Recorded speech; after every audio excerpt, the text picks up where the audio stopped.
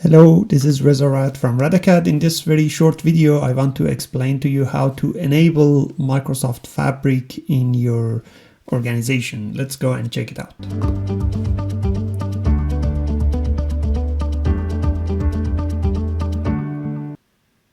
If you haven't heard about Microsoft Fabric, it's a Microsoft data analytics platform announced today at Microsoft Build event by Arun and the Microsoft Fabric team. It's a fantastic offering by Microsoft, which enables you to do a lot of things, not just Power BI, but also data engineering, data warehousing, of course the visualization, real-time, machine learning, and now you can use this feature from now on. It is not by default enabled, but you can enable it in your organization. To enable it, you have to be the Power BI admin in your organization or Office 365 admin.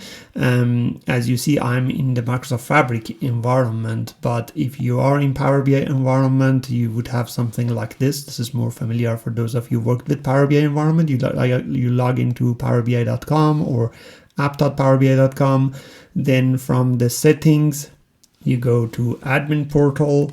This is where you do the configuration and settings of your Power BI administration settings. When you go there under tenant settings, there is a configuration for Microsoft Fabric. So very easy. You come here, you enable it for the entire organization or a specific group of people you want to enable it. If you don't enable it, it is going to be enabled by 1st of July, or at some times later when you watch this video, this would be probably enabled by default. After you enable it here, you can access it from early on, from these days. And it would take like up to 15 minutes after you enable it. Then you would notice that there is a Power BI icon at the bottom left corner. This is where you can navigate to other Microsoft Fabric's workload. So you can either go to the Microsoft Fabric itself, where it gives you some information about it, and exploration, documentation, and communities, which is quite a good place to start.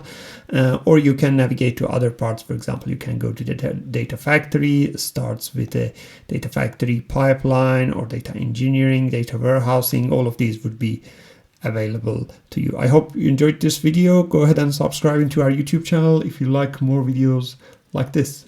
Thank you for watching.